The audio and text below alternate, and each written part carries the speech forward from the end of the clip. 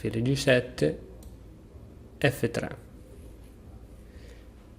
Anche prima di giocare alfiere G7 il nero può giocare scusami, cavallo in G4, però non funziona. Cavallo in G4 subito, benissimo, alfiere in B5, abbiamo visto che questa mossa di cavallo non va bene, altrimenti perde il cavallo.